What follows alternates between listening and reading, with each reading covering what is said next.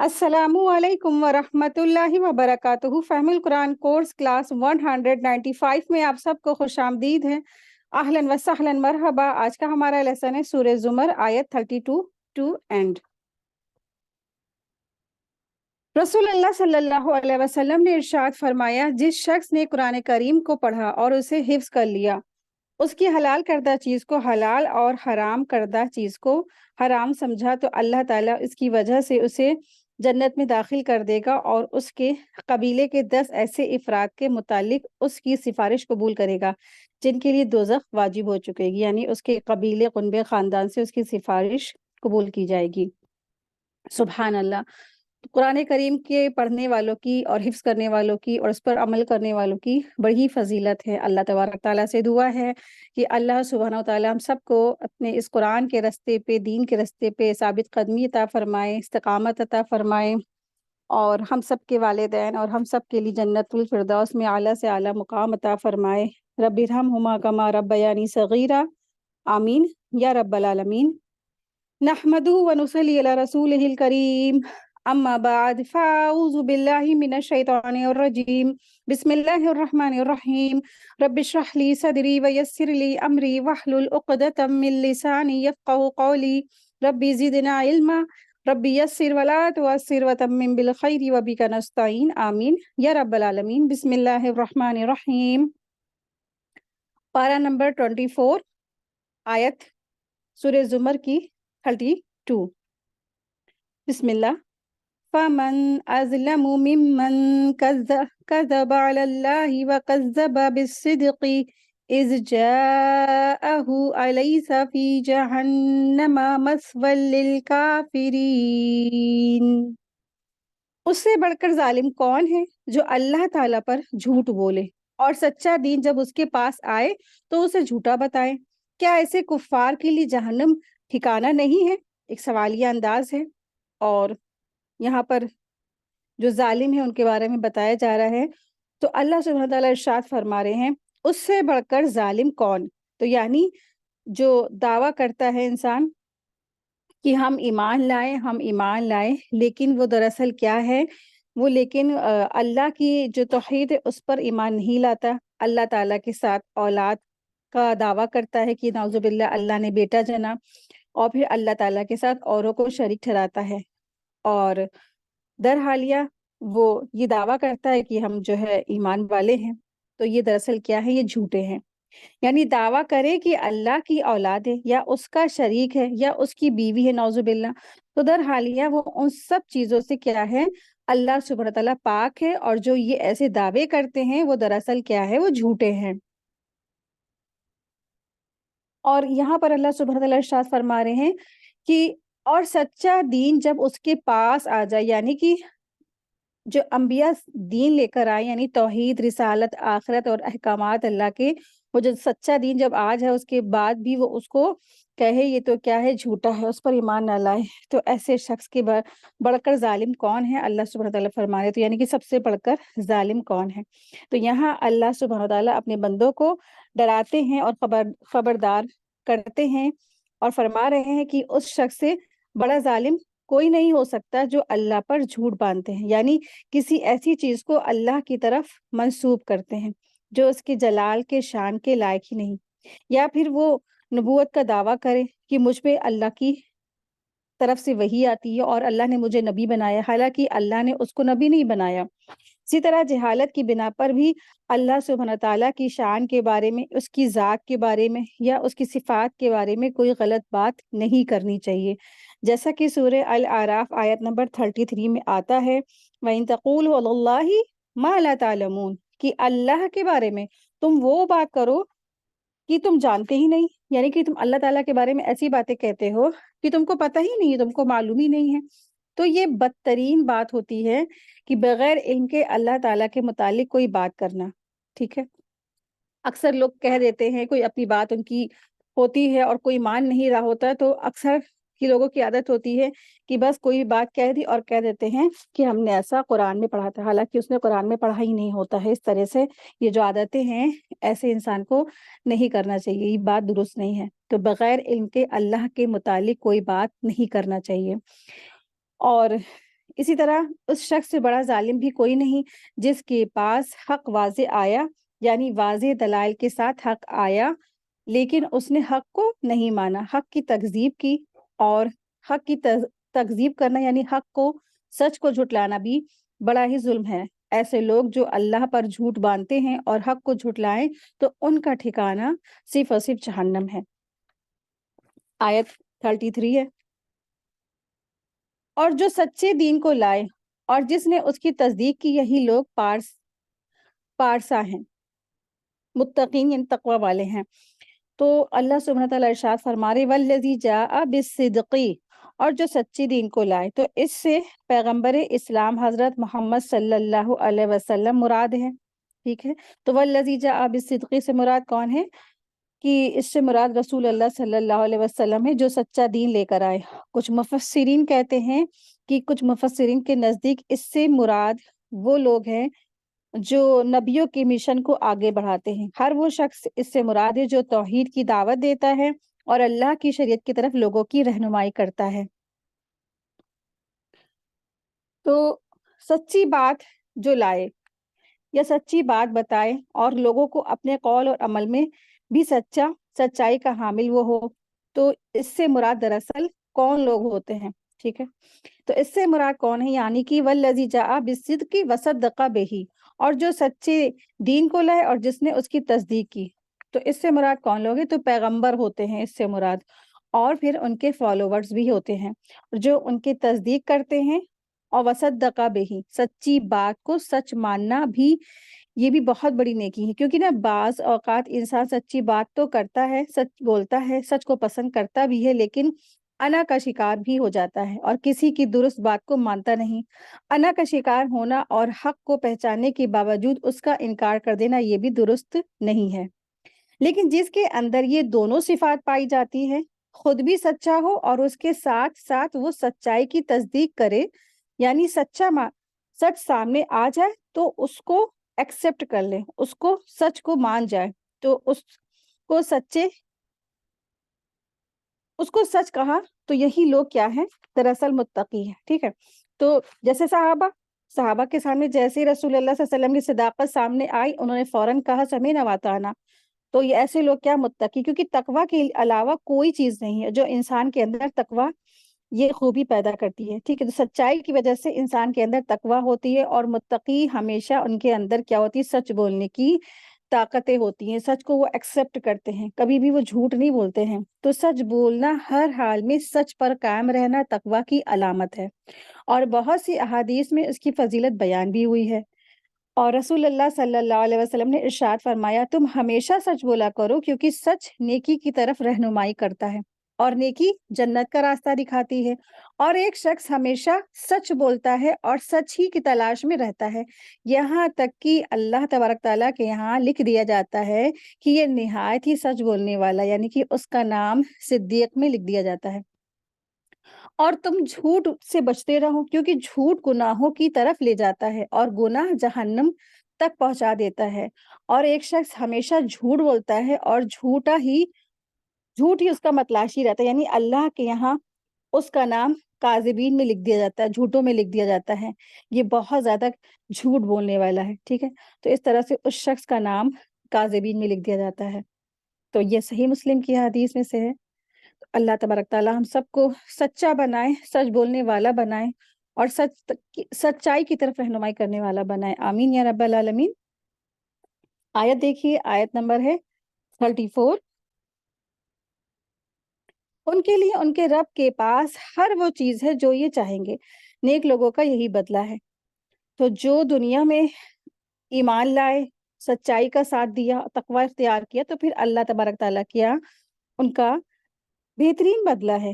آیت 35، تاکہ اللہ تعالیٰ ان سے ان کے برے عملوں کو دور کر دے اور جو نیک کام انہوں نے کیے ان کا اچھا بدلہ عطا فرمائے۔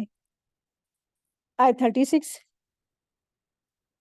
کیا اللہ تعالیٰ اپنے بندوں کے لیے کافی نہیں کہ یہ لوگ آپ کو اللہ کے سوا اوروں سے ڈرا رہے ہیں، اور جسے اللہ تعالیٰ گمراہ کر دے اس کی رہنمائی کرنے والا کوئی نہیں ہے۔ تو دراصل بت پرست جو لوگ تھے وہ اتنا ڈرپوک تھے کہ انہوں نے ہر چیز کی عبادت کی، چھوٹے چھوٹے بڑے بڑے طرح طرح کے انہوں نے بت بنائے، یہاں تک کہ اپنے ہاتھوں سے بنائے ہوئے بتوں سے بھی وہ خود بھی ڈرتے تھے اور اوروں کو بھی ڈراتے تھے، خود رسول اللہ صلی اللہ علیہ وسلم کو بھی ڈراتے تھے۔ تو یہاں پر ان لوگوں کی بات کی گئی ہے جو لوگوں کو اللہ کے علاوہ غیر اللہ سے ڈراتے ہیں، بتوں کی مار سے ڈراتے ہیں یا اپنے دیوتاؤں کے اثرات سے ڈراتے ہیں۔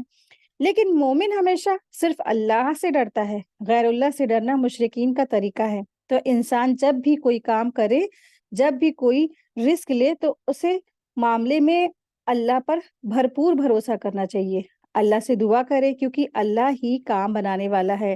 وَتَوَكَّلْ عَلَى الْحَيِّ الَّذِي لَا يَمُوتُ، آپ اس زندہ پر بھروسہ کریں جو کبھی مرے گا نہیں، اور وہ صرف اللہ سبحانہ تعالیٰ کی ذات ہے، اور جو اللہ پر بھروسہ کرتا ہے اللہ اس کو کافی ہو جاتا ہے۔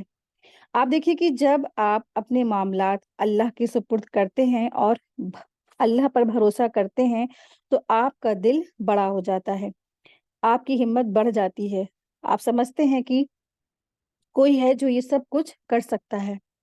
وَمَن يَتَوَكَّلْ عَلَى اللَّهِ فَهُوَ حَسْبُهُ، جو کوئی اللہ پر بھروسہ کرے تو وہ اسے کافی ہو جاتا ہے، یعنی اللہ اس شخص کو کافی ہو جاتا ہے۔ اور اس طرح اللہ پر بھروسہ کرنے سے انسان کو دشمن سے حفاظت بھی ملتی ہے۔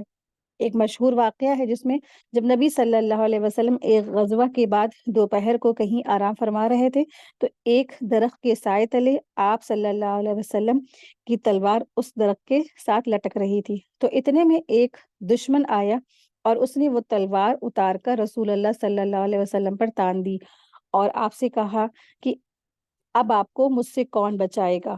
آپ صلی اللہ علیہ وسلم نے ارشاد فرمایا کہ میرا اللہ مجھے بچائے گا۔ تو آپ سوچیں کہ یہ ہوتا ہے توکل، کہ کیا وہ سچویشن ہوگی جب آپ دیکھیں کہ سر پر ایک ایسا شخص تلوار لے کر کھڑا ہوا ہے کہ، اور اس وقت انسان کو کچھ بھی نہیں سمجھ میں آتا، کچھ بھی نہیں سوچتا، لیکن انبیاء کا ایمان کیا ہوتا ہے؟ وہ کامل ایمان ہوتا ہے جس کے اندر توکل بھی ہوتا ہے، اور کیونکہ نا توکل ایمان کا حصہ ہے، تو ایسی سچویشن میں اللہ کے رسول کیا فرما رہے ہیں کہ مجھے میرا اللہ بچائے گا، اور اللہ نے بچایا بھی ان کو۔ آیت دیکھیں، آیت نمبر ہے 37، اور جسے وہ ہدایت دے اسے کوئی گمراہ کرنے والا نہیں، کیا اللہ غالب اور بدلہ لینے والا نہیں ہے؟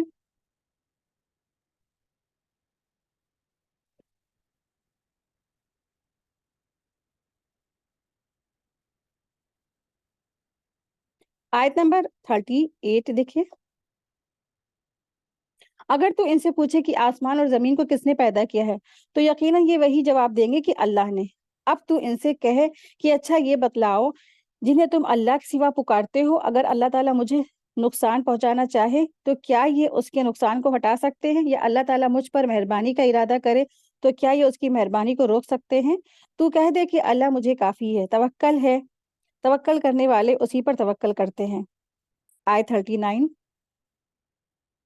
کہہ دیجئے کہ اے میری قوم، تم اپنے طور پر عمل کیے جاؤ، میں بھی عمل کر رہا ہوں، ابھی ابھی تم جان لو گے۔ آیت 40،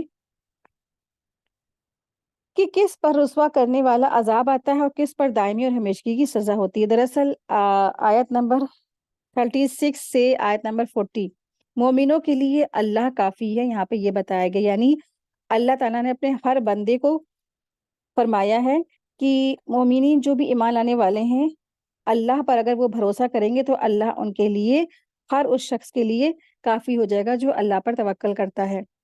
آیت 41 دیکھیں، آیت 41 سے آیت 45 گمراہ ہونے والا اپنا ہی نقصان کرتا ہے، اس کے بارے میں بتایا گیا ہے۔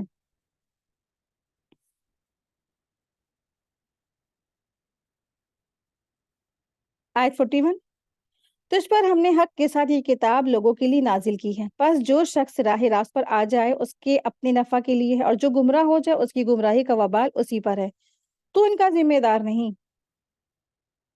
آیت 42، اللہ تعالیٰ ہی روحوں کو ان کی موت کے وقت اور جن کی موت نہیں آئی انہیں ان کی نیند کے وقت قبض کر لیتا ہے، پھر جن پر موت کا حکم لگ چکا ہوتا ہے تو انہیں تو روک لیتا ہے اور دوسری روحوں کو ایک مقررہ وقت کے لیے چھوڑ دیتا ہے۔ غور کرنے والوں کے لیے اس میں یقیناً بہت سی نشانی ہے۔ تو یہاں پر اللہ سبحانہ تعالیٰ نے جو نیند ہے جس میں ہم لوگ سب لوگ سو جاتے ہیں جس حالت میں، اس کو جو نیند ہے وہ دراصل کیا ہے، وہ موت کی بہن ہے۔ تو اس سے پتہ چلتا ہے کہ جب انسان سوتا ہے نا، تو یہ جو نیند ہے یہ کیا ہے، ایک موت کی یہ بہن ہے۔ تو موت کا ہی ایک ایکسپیرینس ہے، اور نیند کی حالت میں ایک روح چلی جاتی ہے، اور جس کی وجہ سے انسان نہ پھر سن سکتا ہے اور پھر نہ ہی کچھ وہ کام کاج کر پاتا ہے، اور وہ ایک طرح ہی دنیا میں، مطلب کہ بنا ہلے ڈولے بس لیٹا رہتا، پڑا رہتا ہے۔ آپ نے دیکھا ہوگا نا کہ جو مرا ہوا بھی شخص ہوتا ہے وہ بھی کیا ہوتا ہے، ہل ڈول نہیں پاتا، وہ بھی کیا ہے، ایسے ہی پڑا رہتا ہے، نہ کسی کی کوئی بات سن رہا ہوتا ہے، نہ کچھ بول پا رہا ہوتا ہے۔ اسی طرح جب انسان سوتا ہے تو وہ بھی نہ کوئی موومنٹ کر پاتا ہے، نہ کچھ کسی کو یہ بات سن سکتا ہے، نہ کوئی کسی کو، نہ ہی وہ کسی کو دیکھ سکتا ہے، نہ بول سکتا ہے۔ تو اس کی جو روح ہوتی ہے نا، وہ جو مختلف جگہوں پر مختلف مشاہدات کرتی ہے، اور آپ نے سنا ہوگا کہ کئی لوگ سوتے ہوئے اور پھر دوبارہ نہیں اٹھتے ہیں، یعنی سوتے ہی ان کی جو ہے، سوتے وقت ہی ایسے سوتے ہیں کہ ان کی موت واقع ہو جاتی ہے، کیونکہ نا جس کی موت کا فیصلہ ہو چکا ہوتا ہے اس کی روح واپس نہیں لوٹائی جاتی، بلکہ دوسری بھی لے لی جاتی ہے۔ تو دو طرح کی روحیں ہوتی ہیں، تو جو دوسری روح ہوتی ہے وہ بھی لے لی جاتی ہے، وہ بھی قبض کر لی جاتی ہے، جو اس کے جسم میں بھی ہوتی ہے۔ اور یہاں آخر میں جو بات فرمائی گئی ہے اس میں غور فکر کرنے والوں کے لیے نشانیاں ہیں۔ مقاتل کہتے ہیں کہ اس میں ان لوگوں کی نشانی ہے جو قیامت کے دن قبروں سے اٹھنے کے معاملے میں غور فکر کرتے ہیں۔ قیامت کے دن دوبارہ کیسے اٹھیں گے؟ ایسے ہی جیسے اللہ تعالیٰ دنیا میں دوبارہ روح بھیجتا ہے نیند سے جاگتے وقت، تو وہاں قبر میں بھی دوبارہ بھیجے گا، اور انسان قبروں سے باہر نکل آئے گا، یعنی سونے والے کی روح کو قبض کرنا، پھر اس قبض روح کو واپس ان کے جسموں میں چھوڑ دینا۔ تو قیامت کے دن قبروں سے دوبارہ اٹھائے جانے پر بھی یہ اس بات کی دلیل ہے، اس میں نشانیاں ہیں ایسے لوگوں کے لیے جو آخرت کا انکار کرتے ہیں۔ آیت 43، کیا ان لوگوں نے اللہ تعالیٰ کے سوا اوروں کو سفارش کرنے والا مقرر کر رکھا ہے؟ تو کہہ دیجئے گویا وہ کچھ بھی اختیار نہ رکھتا ہو اور نہ عقل نہ رکھتے ہو، یعنی بتوں کو، یا جو اس طرح سے لکڑی کے اور مٹی کے تانبے کے جو بت بنائے جاتے ہیں، تو ان کو تم نے سفارش قرار کر رکھا ہے، اور حالانکہ نہ تو وہ کچھ اختیار ہے ان کے پاس، نہ ہی ان کے پاس عقل ہے نا۔ آیت دیکھیں، آیت نمبر 44 ہے، کہہ دیجئے کہ تمام سفارش کا مختار اللہ ہی ہے، تمام آسمان اور زمین کا راز اسی کے لیے ہے، تم سب اسی کی طرف لوٹائے جاؤ گے۔ آیت 45، جب اللہ اکیلے کا ذکر کیا جائے تو ان کے دل نفرت کرنے لگتے ہیں جو آخرت کا یقین نہیں رکھتے ہیں، اور جب اس کے سوا اوروں کا ذکر کیا جائے تو ان کے دل کھل کر خوش ہو جاتے ہیں۔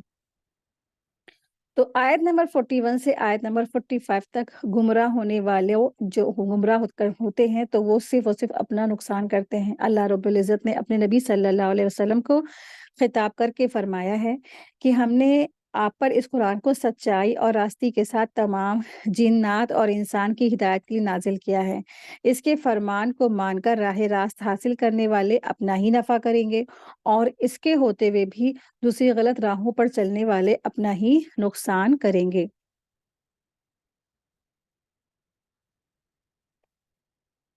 آیت 46 دیکھیں،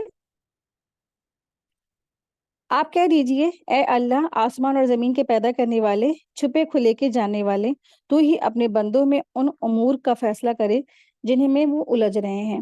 آیت 47، اگر ظلم کرنے والے کے پاس وہ سب کچھ ہو جو روئے زمین پر ہے، اور اس کے ساتھ اتنا ہی اور ہو تو بھی بدترین سزا کے بدلے قیامت کے دن یہ سب کچھ دے دیں، اور ان کے سامنے اللہ کی طرف سے وہ ظاہر ہوگا جس کا گمان وہ انہیں تھا ہی نہیں۔ آیت 58، جو کچھ انہوں نے کیا تھا اس کی برائیاں ان پر کھل پڑے گی، اور جس کے ساتھ وہ مذاق کرتے تھے وہ انہیں آ گھیرے گا۔ تو قیامت کے دن اختلافات کا فیصلہ ہو جائے گا کہ دنیا میں لوگوں نے اللہ کی اور رسول کی بات نہیں مانی، لیکن قیامت میں سارے کے سارے ان کے جو بحث بازیاں ہیں، شرک ہیں، یہ سب کچھ واضح ہو جائیں گے چیزیں۔ آیت 49 دیکھیے،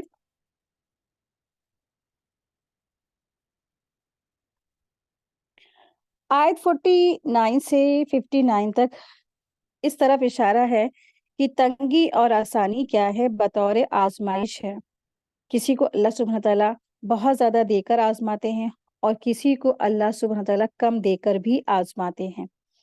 آئے دیکھیں آیت نمبر 49 ہے، انسان کو جب کوئی تکلیف پہنچتی ہے تو ہمیں پکارنے لگتا ہے، پھر جب ہم اسے اپنی طرف سے کوئی نعمت دے دیتے ہیں تو کہنے لگتا ہے اسے تو میں اپنی دانائی کی وجہ سے دیا گیا ہوں، بلکہ یہ آزمائش ہے، لیکن ان میں سے اکثر لوگ بے علم ہیں۔ یعنی کہ وہی سیلفش رویہ کہ جب انسان کو نعمتیں ملتی ہیں اور تو پھر اللہ کو بھول جاتا ہے، لیکن جب اس کو تکلیف پہنچتی ہے، پریشانی پہنچتی ہے، بیماری پہنچتی ہے، کوئی مصیبت پہنچتی ہے تو لیٹے بیٹھے اٹھتے چلتے پھرتے اللہ اللہ کرنے لگتا ہے، لیکن جب اس کی وہ دعا پوری ہو جاتی، مراد پوری ہو جاتی، پھر وہ اللہ کو بھول جاتا ہے، کہتا ہے کہ یہ جو کچھ میں نے پایا ہے نا تو یہ میری اپنی بدولت ہے، میری اپنی ہاتھوں کی کمائی ہے، میں نے محنت کی، میں نے دن رات جگ کے سب محنت کی، میرے دماغ کی، میرے عقل کی، میرے ٹیلنٹ کی، میرے جو ہے اسکلز کی، یہ سب میری وجہ سے، سب کچھ میری وجہ سے میں نے پایا۔ تو اس طرح سے وہ آزمائش میں مبتلا رہتا ہے۔ آیت 50، ان سے اگلے بھی یہی بات کہہ چکے ہیں، بس ان کی کاروائی ان کے کچھ کام نہیں آئی۔ آیت 51، پھر ان کی تمام برائیاں ان پر آ پڑی، اور ان میں سے جو گناہگار ہے ان کی ہوئی برائیاں بھی اب ان پر آ پڑے گی، یہ ہمیں حیران دینے والے نہیں ہیں۔ آیت 52 ہے، کیا انہیں یہ معلوم نہیں کہ اللہ تعالیٰ جس کے لیے چاہے روزی کشادہ کر دیتا ہے اور تنگ بھی۔ ایمان لانے والوں کے لیے اس میں بڑی بڑی نشانیاں ہیں۔ آیت 53، میری جانب سے کہہ دیجئے کہ میرے وہ بندو جنہوں نے اپنی جانوں پر زیادتی کی ہے، تم اللہ تعالیٰ کی رحمت سے نا امید نہ ہو جاؤ، بالیقین اللہ تعالیٰ سارے گناہوں کو بخش دیتا ہے، واقعی وہ بڑی بخشش والا ہے، بڑی رحمت والا ہے۔ سبحان اللہ۔ تو بہت پیاری آیت ہے یہ، آیت نمبر 53 سورہ زمر کی، اور اس آیت کو بہت ہی امید والی آیت کہتے ہیں، اور یہ آیت میں اللہ تبارک تعالیٰ کی مغفرت اور وسعت کا بیان ہے۔ یہاں جو اسرفو آیا ہے تو اسرفو اسراف سے ہے، اسراف کے معنی ہیں گناہوں کی کثرت اور اس میں افراد۔ اللہ کی رحمت سے نا امید نہ ہو، اس کا مطلب ہے کہ ایمان لانے سے پہلے یا تو توبہ اور استغفار کا احساس پیدا ہونے سے پہلے کتنے بھی اس نے گناہ کیے ہوں، انسان یہ نہ سمجھے کہ میں تو بہت زیادہ گنہگار ہوں، مجھے اللہ تعالیٰ معاف نہیں کریں گے، بلکہ سچے دل سے اگر ایمان قبول کر لے یا توبۃ النصوح کر دے گا تو اللہ تعالیٰ تمام گناہ معاف فرما دیں گے۔ تو اکثر لوگوں کو صرف اور صرف اللہ سے ڈرایا جاتا ہے، اور ایسی امید والی آیتیں اللہ کی بیان نہیں کی جاتی ہیں۔ اس کی جو ہے نا یہ آیت بہت ہی بہترین آیت ہے، اور جو اللہ تعالیٰ کی رحمت سے بہت زیادہ نا امیدی محسوس کرتے ہیں، یعنی زندگی بھر انسان نے صرف اور صرف گناہ کیے ہوئے ہوتے ہیں، اور پھر وہ یہ سمجھتے کہ ہم نے تو بہت زیادہ گناہ کیے ہیں، اب ہم کو تو پتہ بھی نہیں تھا، اور ہم کو تو اللہ کبھی معاف نہیں کریں گے، اور پھر اسی گناہوں کے بوجھ کی وجہ سے تو پھر وہ لوگ کیا کرتے ہیں، غلط قدم اٹھا جاتے ہیں۔ لیکن جو لوگ ہوتے ہیں تو جو یہ قرآن کی آیتوں سے گزرتے ہیں اور پھر اس آیت پہ گزرتے ہیں تو واقعی میں پھر وہ بہت زیادہ ان کے اندر امید پیدا ہوتی ہے۔ تو یہ آیت ان لوگوں کے بارے میں نازل ہوئی تھی جنہوں نے شرک، قتل اور نبی صلی اللہ علیہ وسلم کی ایذا رسانی جیسے گناہوں کا ارتکاب کیا تھا، ٹھیک ہے، چھوٹے موٹے گناہ نہیں، بڑے بڑے گناہ، نبی صلی اللہ علیہ وسلم کو اذیتیں پہنچائیں، قتل کیا، اللہ کے ساتھ اوروں کو شریک ٹھہرایا، اور پھر کیا اتنے بڑے گناہ کرنے کے بعد بھی اب وہ کیا ہے اسلام لانا چاہتے تھے، لیکن ڈرتے تھے کہ شاید ان کے گناہ معاف نہیں ہوں گے، معاف نہیں کیے جائیں گے۔ اللہ تعالیٰ نے اپنے رسول کو حکم دیا کہ انہیں اور اللہ کے تمام بندوں کو اس کی اللہ کی وسیع رحمت اور عظیم مغفرت کی خوشخبری دے دیجیے کہ انہیں اللہ تعالیٰ کی رحمت سے نا امیدی بالکل نہیں ہونا چاہیے، یعنی کہ اللہ تعالیٰ کی رحمت سے کبھی بھی وہ نا امید نہ ہو۔ وہ تو یعنی اللہ تبارک تعالیٰ اپنے بندوں کی تمام گناہوں کو معاف کر دیتا ہے، اس کے لیے معاف کرنا بہت آسان ہے۔ تو اللہ تبارک تعالیٰ بہت بڑا معاف کرنے والا ہے، غفور الرحیم ہے، اور وہ لوگوں کو معاف فرماتے ہیں اللہ تبارک تعالیٰ۔ تو یہ آیت ارحم الراحمین کی رحمت، بے پایا اور معافی و درگزر کی شان عظیم کا اعلان کرتی ہے، اور سخت سے سخت نا امید مریضوں کے حق میں اکثر شفا کا حکم رکھتی ہے۔ مشرک، مرتد، یہودی، نصرانی، مجوسی، بدعتی، بدماش، فاسق، فاجر، زانی، قاتل کوئی بھی ہو، آیت کو سننے کے بعد اللہ کی رحمت سے پورے طور پر مایوس ہو جانے اور آس توڑ کر بیٹھ جانے کی اس کے لیے کوئی وجہ نہیں، کیونکہ نا اللہ جس کے چاہے سب گناہ معاف کر سکتا ہے، کوئی اس کا ہاتھ پکڑ نہیں سکتا ہے، پھر بندہ نا امید کیوں ہوتا ہے؟ کفر اور شرک دراصل یہ جرم ایسے ہیں کہ بغیر گناہ اور بغیر یہ جو کفر اور شرک ہے، یہ جو گناہ ہے یہ بغیر توبہ کے معاف نہیں ہوتے، اس کو توبۃ النصوح کرنی ہے۔ حضرت سعید خدری رضی تعالیٰ عنہ روایت کرتے ہیں کہ آپ صلی اللہ علیہ وسلم نے فرمایا، بنی اسرائیل میں ایک آدمی نے 99 قتل کیے، پھر اسے توبہ کی توفیق ہوئی، اس نے زمین پر سب سے بڑے عالم کے بارے میں پوچھا تو لوگوں نے اسے ایک راہب کے بارے میں بتایا، وہ اس کے پاس گیا اور اسے بتایا کہ اس نے 99 قتل کیے ہیں، تو کیا اس کی توبہ قبول ہو سکتی ہے؟ تو اس نے کہا نہیں، یعنی راہب نے کہا نہیں، تو اس راہب نے اس کو بھی قتل کر دیا اور اس کے جو پورے کے پورے 100 قتل ہو گئے، ٹھیک ہے، تو قاتل نے اس بتانے والے عالم کو بھی قتل کر دیا۔ پھر اس نے زمین پر بڑے عالم کے بارے میں پوچھا تو اسے ایک دوسرے عالم میں کے بارے میں بتلایا گیا، تو اس نے ان سے کہا کہ میں نے 100 لوگوں کو قتل کیا، کہ میری توبہ قبول ہو سکتی؟ تو انہوں نے جواب دیا کہ ہاں، اور یہ بھی توبہ کی صورت یہ ہو سکتی ہے کہ فلاں فلاں علاقے میں جاؤں، وہاں پر اللہ کے نیک بندے رہتے ہیں، ان کے ساتھ اللہ کی عبادت کرو اور اپنے علاقے کو واپس نہ جاؤ، وہ برا علاقہ، کیونکہ نا سوسائٹی اس کی بیکار تھی۔ سوسائٹی اگر اچھی ہوتی تو انسان اچھائی کی طرف اس کی رہنمائی ہوتی، اگر سوسائٹی ہی بری ہوتی تو انسان کی برائی کی طرف رہنمائی ہوتی۔ تو یہ جو عالم تھے انہوں نے کہا تھا کہ اپنا جو ماحول ہے، اپنا جو شہر ہے، اپنی بستی ہے، اس کو بدل دو، اپنی بری بستی کی طرف واپس مت جانا، جو نیک بستی ہے وہاں کی طرف تم جاؤ۔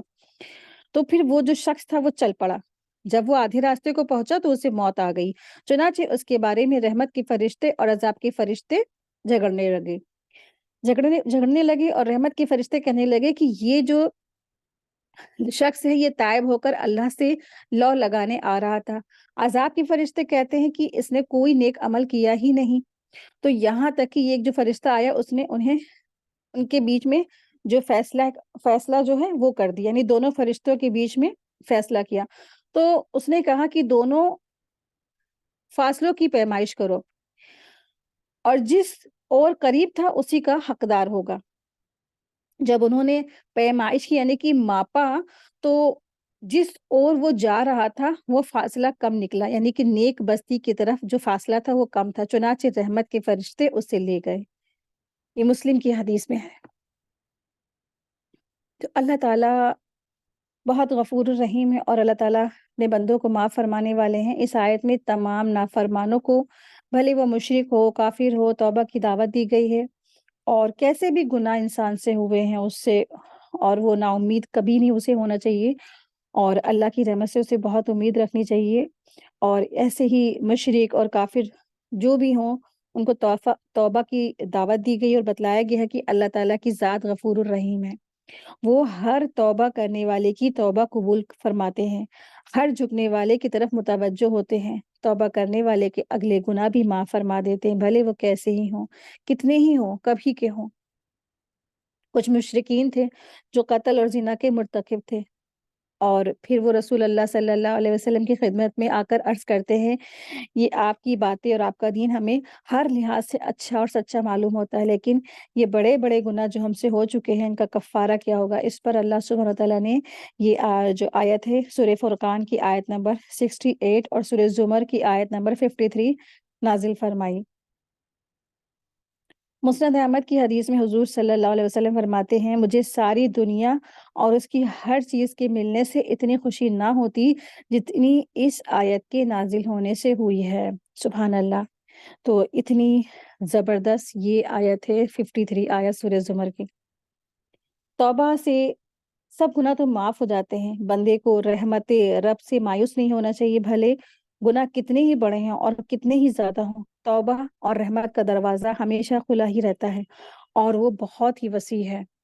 اس آیت کی تفسیر میں حضرت ابن عباس رضی اللہ عنہ فرماتے ہیں کہ اللہ عز و جل نے تمام بندوں کو اپنی مغفرت کی طرف بلایا ہے اور انہیں جو حضرت اور انہیں بھی جو حضرت مسیح علیہ السلام کو اللہ کہتے ہیں، اور انہیں بھی جو اللہ کا بیٹا کہتے ہیں، اور انہیں بھی جو عزیر علیہ السلام کو اللہ کا بیٹا بتلاتے ہیں، اور انہیں بھی جو اللہ کو تنگ دست کہتے ہیں، اور انہیں بھی جو انہوں نے کہا کہ اللہ کے ہاتھ بندے ہیں یہ کہتے ہیں، اور انہیں بھی جو اللہ کو تین میں سے تیسرا کہتے ہیں. تو اللہ تعالیٰ ان سب سے فرماتا ہے کہ کیوں اللہ تعالیٰ کی طرف نہیں جھکتے اور کیوں اس سے اپنے گناہوں کی معافی نہیں چاہتے. اللہ تو بڑی ہی بخشش والا ہے اور بہت ہی رحم و کرم والا ہے. تو کیوں نہیں توبہ کرتے، کیوں نہیں اللہ تعالیٰ کی طرف لپکتے.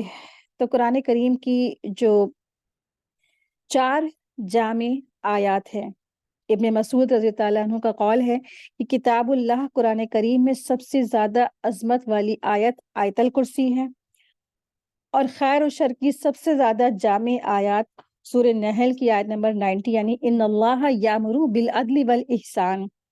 اور سارے قرآن میں سب سے زیادہ خوشی کی آیت سورہ زمر کی یا عبادی الذی قل یا عبادی الذی، یہ ہے آیت. اور سب سے زیادہ ڈھارس دینے والی آیت وَمَن يَتَّقِ اللَّهَ يَجْعَل لَّهُ مَخْرَجًا وَيَرْزُقْهُ مِنْ حَيْثُ لَا يَحْتَسِبُ. سورہ طلاق کی آیت نمبر 2 اور 3 ہے. یعنی اللہ سے ڈرتے رہنے والوں کے لیے مخلص ہی خود اللہ تعالیٰ کر دیتا ہے، اور اسے ایسی جگہ سے روزی دیتا ہے جہاں سے اسے گمان اور خیال بھی نہیں ہوتا ہے. تو یہ 4 آیات میں سے سب سے جو صحابہ کہتے ہیں ان کو خوشی والی جو آیت ہے وہ یہ آیت ہے کہ قل یا عبادی الذین اسرفوا، کہ کہہ دیجئے میرے بندوں سے کہ جنہوں نے اپنی جانوں پر زیادتی کی ہے. ٹھیک ہے، تو اپنی جانوں پر زیادتی کرنے سے مراد کیا، یعنی کہ گناہ بہت سارے کیے ہیں، گناہوں میں ملوث ہے انسان، اتنا زیادہ گناہ کہ انسان خود بھی بہت زیادہ اپنی نظروں میں گر چکا ہے. لیکن اللہ تعالیٰ فرما رہے ہیں ایسے بندوں سے کہ اللہ تعالیٰ کی رحمت سے مایوس نہ ہونا. لا تقنطوا من رحمت اللہ، تم اللہ تعالیٰ کی رحمت سے کبھی بھی نا امید مت ہونا. ان اللہ یغفر الذنوب، بے شک اللہ تعالیٰ بخش دے گا، معاف کر دے گا، الذنوب جمیعا، سارے کے سارے تمہارے گناہوں کو. کیوں بخشے گا، کیوں معاف کرے گا؟ انہ هو الغفور الرحیم، کیونکہ نا اللہ سبحانہ تعالیٰ بہت بخشنے والا ہے اور بہت زیادہ مہربان ہے، نہایت رحم کرنے والا ہے. اللہ تبارک تعالیٰ سے دعا ہے کہ اللہ سبحانہ تعالیٰ ہم سب کے بھی گناہوں کو معاف فرما دے، اور اللہ تبارک تعالیٰ ہم سب کو ہدایت کے راستے پہ استقامت دے. آمین یا رب العالمین. آیت دیکھیں، آیت نمبر ہے 53، آیت ہے 54 ہے.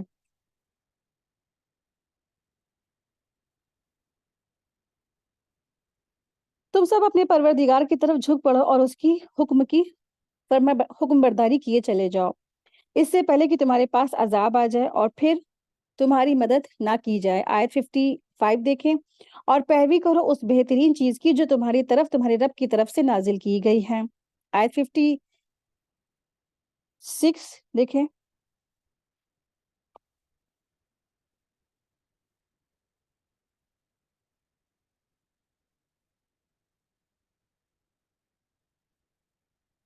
اس سے پہلے کہ تم پر اچانک عذاب آ جائے اور تمہیں خبر بھی نہ رہے، ایسا نہ ہو کہ کوئی شخص کہے کہ ہائے افسوس اس بات پر کہ میں نے اللہ تعالیٰ کے حق میں کوتاہی کی، بلکہ میں تو مذاق اڑانے والوں میں ہی رہا. یا یہ کہنے لگے کہ اگر اللہ تعالیٰ مجھے ہدایت کرتا تو میں بھی پارسا لوگوں میں ہو جاتا. آیت 58 دیکھیں، یہ عذابوں کو دیکھ کر کہنے لگے کہ کاش کی کسی طرح میرا لوٹ جانا ہوتا تو میں بھی نیک کاروں میں سے ہو جاتا. آیت 59، ہاں ہاں بے شک تیرے پاس میری آیتیں پہنچ چکی تھی جنہیں تو نے جھٹلایا اور غرور و تکبر کیا اور تو کافروں میں سے تھا.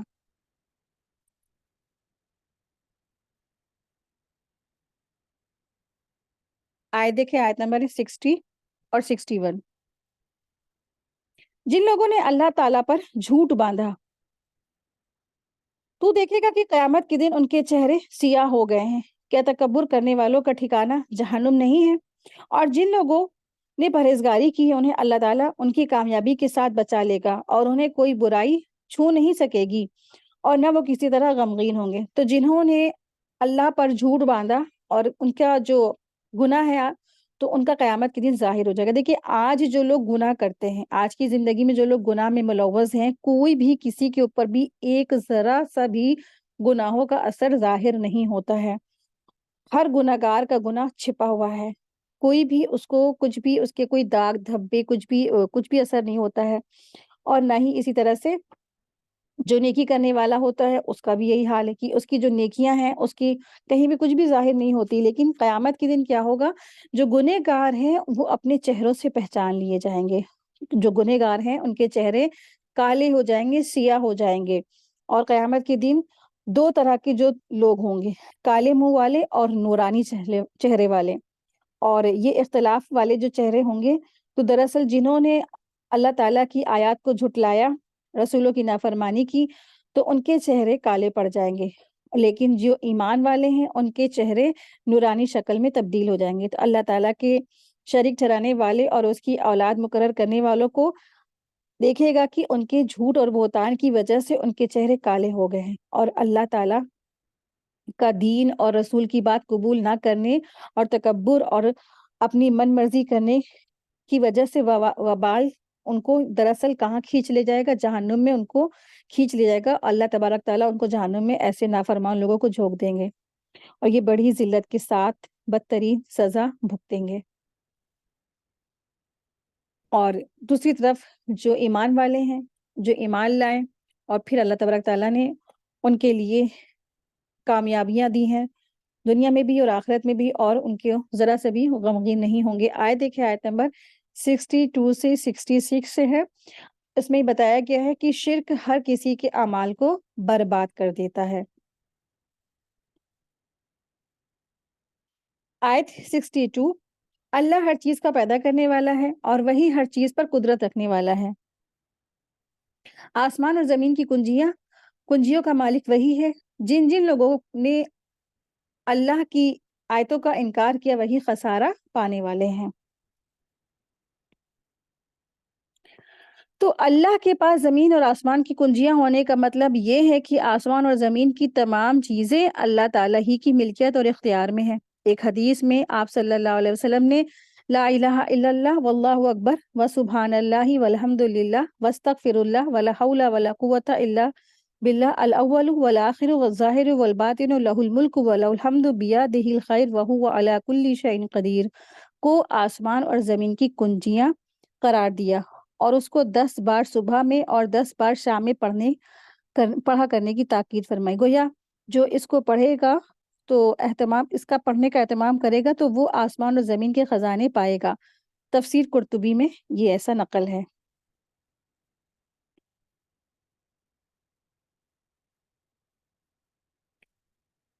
آیت دیکھیں، آیت نمبر 63 ہے.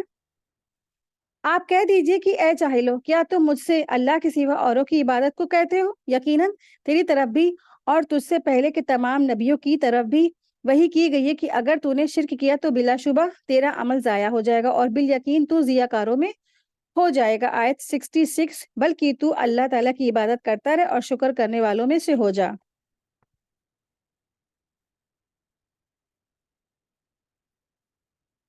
آیت دیکھیں، آیت نمبر 67 ہے. ان لوگوں نے جیسی عظمت اللہ کی کرنی چاہیے تھی نہیں کی. ساری زمین قیامت کے دن اس کی مٹھی میں ہوگی اور آسمان اس کے داہنے ہاتھ میں لپٹے ہوئے ہوں گے، اور پاک اور برتر اور ہر اس چیز سے جسے لوگ اس کا شریک بنائیں. تو مشرکین نے اللہ تعالیٰ کا مقام نہیں سمجھا، اور اسی میں اللہ سبحانہ تعالیٰ نے اشارہ فرمایا ہے کہ مشرکین دراصل اللہ تعالیٰ کی قدر عظمت جانی ہی نہیں، اسی وجہ سے وہ اس کے ساتھ دوسروں کو شریک کرتے ہیں. اس سے بڑھ کر عزت والا، اس سے زیادہ بادشاہت والا، یعنی اللہ سے بڑھ کر غلبہ اور قدرت والا کوئی ہو ہی نہیں سکتا. نہ کوئی اس کا ہمسر ہے اور نہ ہی برابری کرنے والا ہے. تو یہ آیت کفار قریش کے بارے میں نازل ہوئی، اور انہیں اگر قدر ہوتی تو اللہ تعالیٰ کی باتوں کو وہ غلط نہ جانتے، یعنی کہ جو رسول کی بات ہے، قرآن کے احکامات ہیں، اس کو غلط نہ کہتے، نہ ہی اس کو غلط یعنی جھٹلاتے. جو شخص اللہ تعالیٰ کو ہر چیز پر قادر مانے وہ ہے جس نے اللہ کی عظمت کی، اور جس کا عقیدہ یہ نہ ہو تو وہ اللہ تعالیٰ کی قدر کرنے والا نہیں ہے. ٹھیک ہے.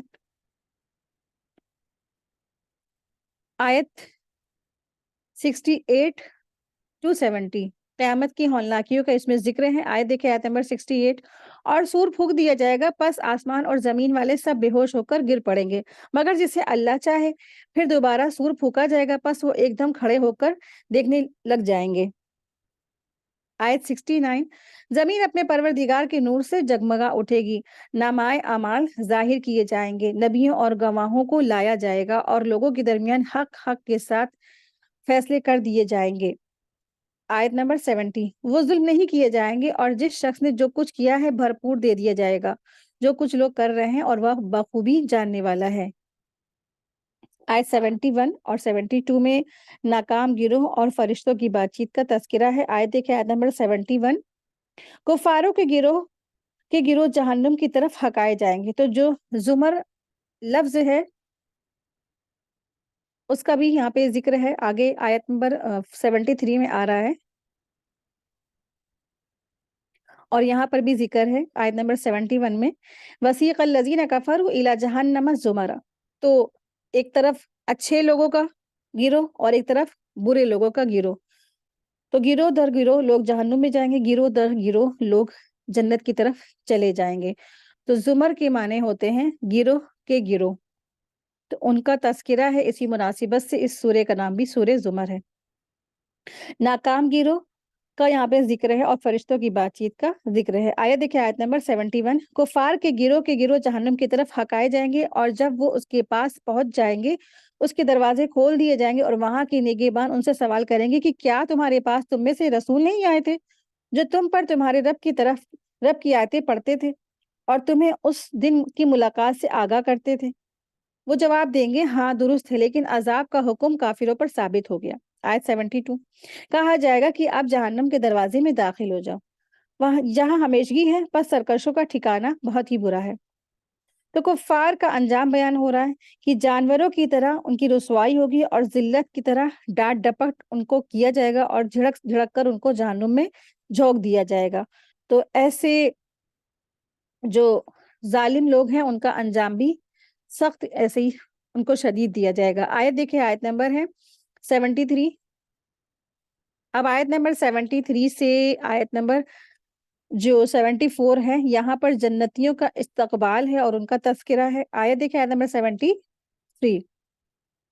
और जो लोग अपने रब से डरते थे, उनके गिरोह के गिरोह जन्नत की तरफ रवाना किए जाएँगे। यहाँ तक कि जब उसके पास आ जाएँगे और दरवाजे खोल दिए जाएँगे और वहाँ के निगहबान उनसे कहेंगे, तुम पर सलाम हो, तुम खुशहाल हो, तुम इसमें हमेशा के लिए चले जाओ। 74 आयत। ये कहेंगे, अल्लाह का शुक्र है जिसने हमसे अपना वादा पूरा किया और हमें उस ज़मीन का वारिस बनाया कि जन्नत में जहाँ चाहे मकाम करें। बस अमल करने वालों का बहुत ही अच्छा बदला है।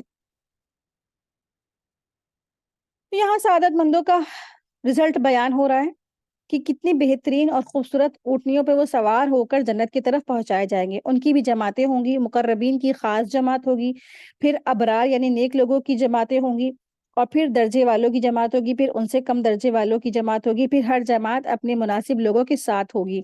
अंबिया के साथ, सिद्दीक के साथ, शहीद लोगों के साथ होगा, उलमाए अपने जैसे उलमाओं के साथ।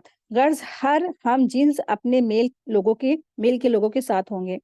जब ये जन्नत के पास पहुँचेंगे तो पुलसिरात के पार हो चुकेंगे, यानी कि पुलसिरात को वो पार कर चुकेंगे और वहाँ एक पुल पर उनको ठहराया जाएगा जिसे कंतरा का पुल कहते हैं। और उनमें आपस में जो मज़ालिम होंगे उनका क़िसास और बदला होगा और फिर जब साफ़ पाक हो जाएँगे तो जन्नत में जाने की इजाज़त पाएँगे वो। रिवायत में है आप सल्लल्लाहु अलैहि वसल्लम ने इरशाद फरमाया, मैं वो पहला शख्स हूँ जो जन्नत का दरवाज़ा खटखटाऊँगा। ये मुस्लिम की हदीस है। मुस्नद अहमद की हदीस में भी आता है कि रसूल अल्लाह सल्लल्लाहु अलैहि वसल्लम ने इरशाद फरमाया, मैं क़यामत के दिन जन्नत का दरवाज़ा खुलवाना चाहूँगा तो वहाँ का दरोगा मुझसे पूछेगा कि आप कौन? तो मैं कहूँगा मोहम्मद। वो कहेगा मुझे यही हुक्म था कि आपकी तशरीफ़ आवरी से पहले जन्नत का दरवाज़ा किसी के लिए ना खोलूँ। मुस्नद अहमद की हदीस नंबर 197 इसका नंबर है। तो जन्नत का दरवाज़ा खटखटाने वाले रसूलुल्लाह सल्लल्लाहु अलैहि वसल्लम पहले शख्स होंगे।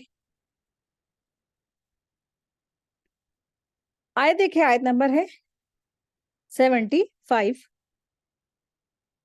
اور تو فرشتوں کو اللہ تعالیٰ کے عرش کے آس پاس حلقہ باندھے ہوئے اپنے رب کی حمد و تسبیح کرتے ہوئے دیکھے گا، اور سب میں آپس میں انصاف کا فیصلہ کیا جائے گا، اور کہہ دیا جائے گا کہ ساری خوبی اللہ تعالیٰ ہی کے لیے ہے، جو تمام جہانوں کا پروردگار ہے، پالنہار ہے۔ تو قیامت کے دن اس وقت جب لوگ دیکھیں گے کہ فرشتے اللہ تعالیٰ کے عرش کے چاروں طرف کھڑے ہوئے ہیں اور اللہ تعالیٰ کی تسبیح، حمد اور بزرگی اور بڑائی بیان کر رہے ہوں گے، ساری مخلوق میں عدل اور حق کے ساتھ فیصلے ہو چکیں گے، اس سراسر عدل اور بالکل رحم کرنے والے اور فیصلوں پر کائنات کا ذرہ ذرہ اس کی ثنا خوانی کرنے لگے گا، اور جاندار اور بے جان ساری چیزوں سے آواز آئے گی، الحمدللہ رب العالمین۔ اس وقت ہر تر اور خشک چیز اللہ تعالیٰ کی حمد و ثنا بیان کرے گی، اور جنت والی جب جنت میں چلے جائیں گے تو بھی وہ اللہ تعالیٰ کا شکر ادا کریں گے، اور ہر چیز اللہ تعالیٰ کی حمد و ثنا کر رہی ہوگی۔ تو الحمدللہ اسی کے ساتھ ہی آج کا ہمارا لیسن پورا ہوا۔ وآخر دعوانا ان الحمدللہ رب العالمین، سبحانک اللہم و بحمدک، اشہد ان لا الہ الا انت، استغفرک و اتوب الیک۔ السلام علیکم ورحمۃ اللہ وبرکاتہ، جزاکم اللہ خیرا کثیرا۔